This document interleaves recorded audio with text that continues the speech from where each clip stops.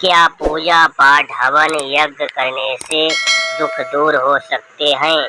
पूजा पाठ हवन कीर्तन आदि कर्मों को लेकर लोगों के बीच तरह तरह की धारणाएं पाई जाती हैं। कोई कहता है ये सभी कर्म व्यर्थ हैं, उनका कोई महत्व नहीं है। वही दूसरी ओर कुछ लोग इन कर्म कांडों के प्रति गहरी आस्था रखते हैं। ऐसे में निर्णय करना मुश्किल हो जाता है कि पूजा पाठ हवन यज्ञ जैसे कर्मकांड फलदायी हैं या नहीं।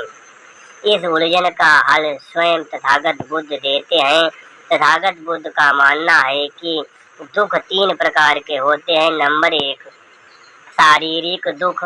वात पित्त बिगड़ जाने से शरीर बीमारियों से त्रस्त होने के कारण मनुष्य शारीरिक दुख को भोगता है, पर शारीरिक दुख बीमारी की औषधि लेकर दुख से बाहर निकल सकता है। इसके बाद नंबर 2, प्राकृतिक दुख।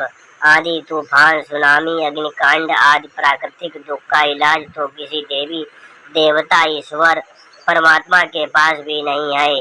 फिर आपका पूजा पाठ हवन यज्ञ कीर्तन किस लिए भाई?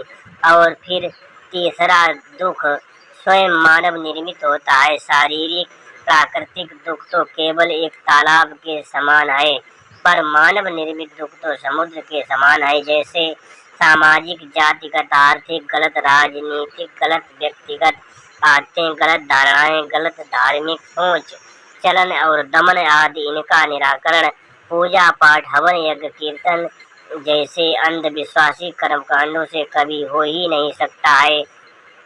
बुद्ध कहते हैं कि मनुष्य को अपनी समस्याओं का समाधान बाहर खोजने की बजाय अपने अंदर ही खोजना चाहिए। उन्होंने उदाहरण देकर समझाया कि अगर आपको नदी पार करनी हो तो एक किनारे से दूसरे किनारे पहुंचना हो तो उसे, अगर नदी गहरी नहीं है तो चलकर एक किनारे से दूसरे किनारे पहुंचना चाहिए। अगर गहरी है तो तेज बहाव है, तो अगर तैरना आता है तो तैर कर पार करनी चाहिए, या तैरना नहीं आता तो नाव के सहारे एक किनारे से दूसरे किनारे पहुंचा जा सकता है। परंतु न वो पैदल चलकर जाना चाहता हो, न तैर कर पार होना चाहता हो, या न वो नाव के सहारे पार न जाना चाहता हो। नदी के एक किनारे पर बैठकर बोले कि हे नदी के किनारे तू मेरे पास आजा। हे देवी देवता, मैं तुम्हारी पूजा करता हूँ, पाठ करता हूँ, यज्ञ करता हूँ, आपका कीर्तन करता हूँ, मुझे इस किनारे दूसरे किनारे पहुँचा दो। क्या वो पार हो सकता है?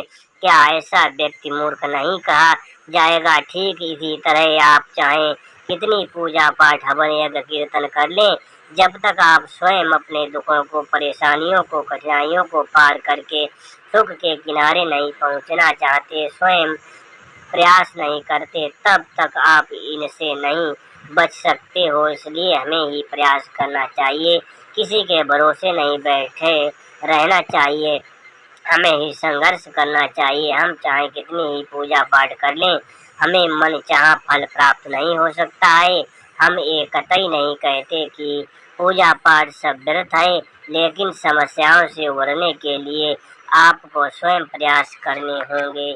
पूजा पाठ ध्यान कर्म आपकी चेतना को सकारात्मकता प्रदान कर सकते हैं, लेकिन दुख से सुख में प्रतिष्ठित होने हेतु आपको स्वयं प्रयास करने होंगे, ताकि आप मनचाहा फल प्राप्त कर सको।